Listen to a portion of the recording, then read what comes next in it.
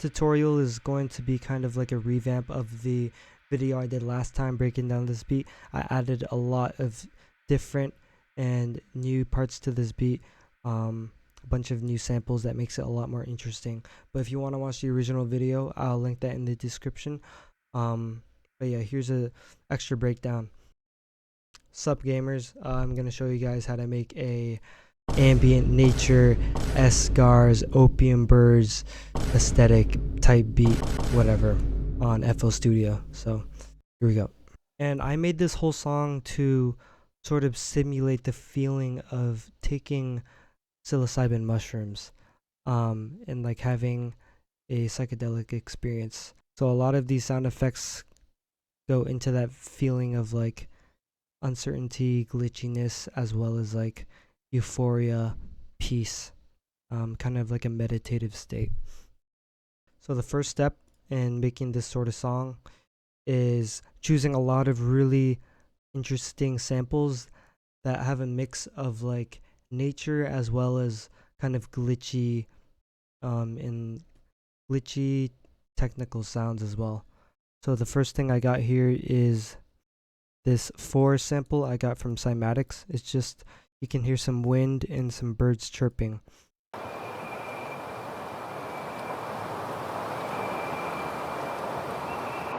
And you can hear a lot of reverb on that. I got super massive. And I layered that with this melody.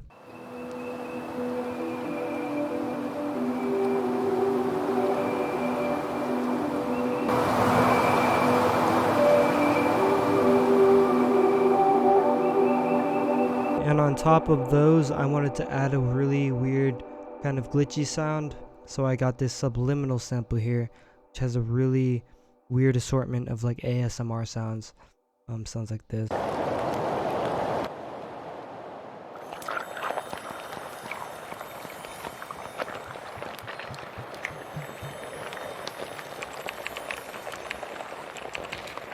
You can clearly hear a lot of like, you can hear keyboard typing, you can hear bubbles popping, you can hear water trickling.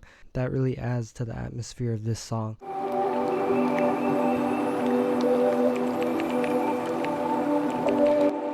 And the last part that solidifies the melody is I got this piano right here. And it's really spacious, and again it has some supermassive on it.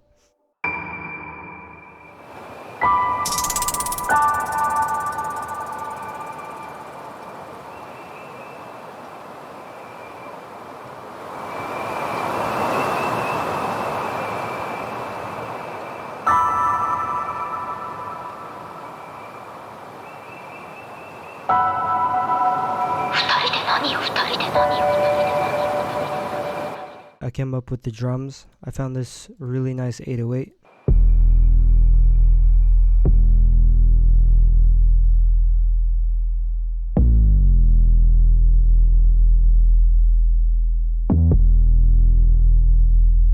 And leading up to all the 808s, I got the same 808, but I got them panned left to right. So together, they sound like this.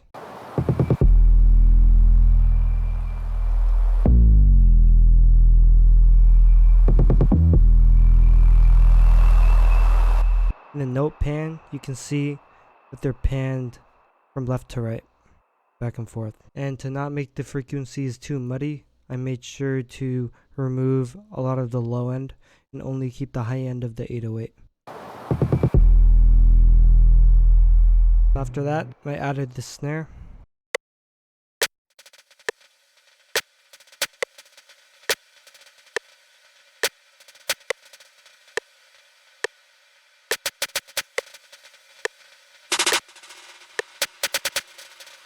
And the last part of the drums is these hi-hats.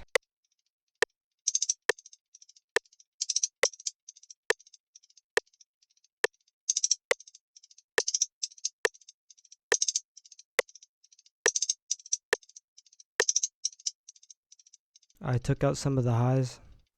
I added this Valhalla frequency echo. And I added a phaser. So here are just all the drums by themselves.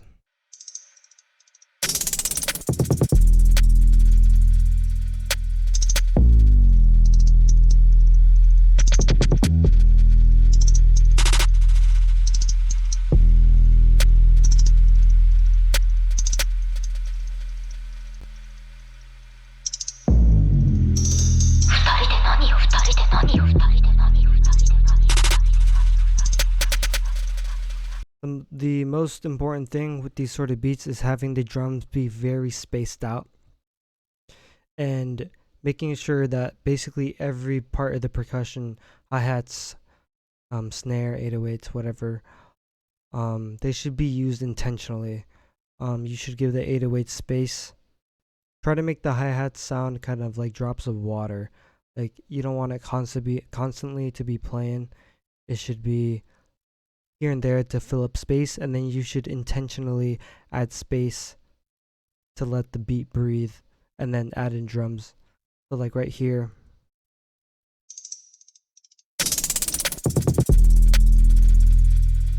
like that was a really big 808 hit. So what I did is I added a lot of space after this 808 because it was so loud. For this whole section, all there was after the 808 was just a few little hi-hats. And something else I like to do is whenever there's a beat drop, I try to make the melody kick in first, then the 808, because it adds a little bit of suspense. So I got this.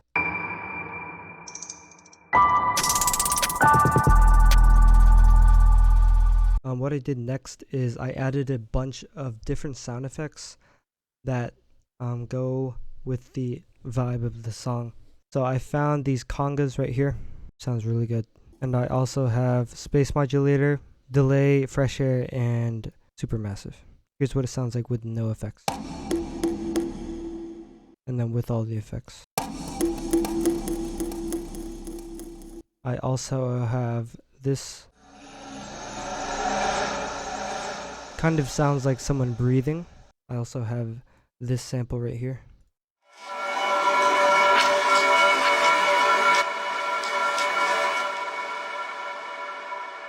And I also got this little anime sample.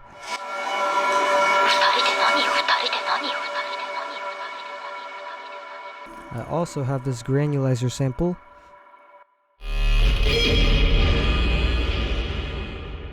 Adding all of these little sounds throughout really adds a lot of flavor to the beat.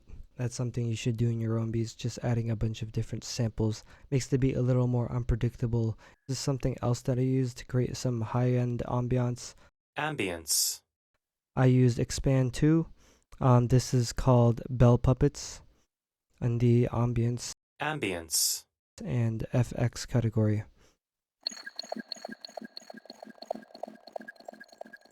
For this, I added some distortion. I EQ'd at the low end. I added some Soundgoodizer, a lot of it actually, and I added some Valhalla Supermassive.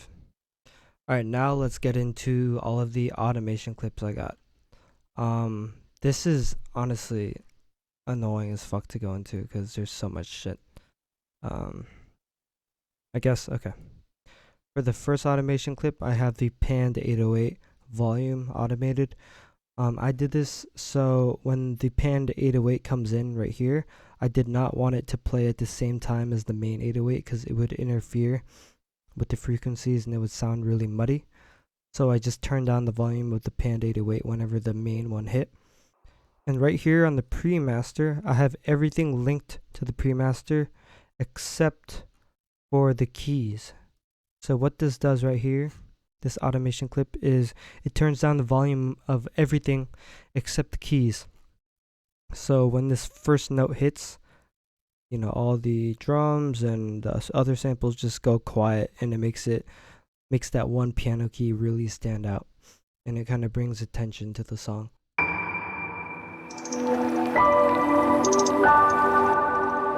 The piano key is basically playing totally on its own right here, and then you can hear everything else fade in. And this last automation clip increases the volume of the subliminal kind of ASMR sounds.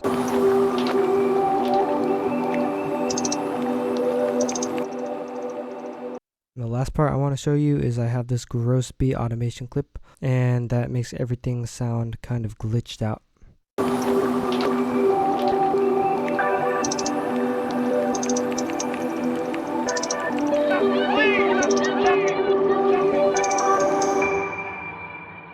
Yeah, so that's basically everything. If you want to hear the full song, I'll have it linked in the description.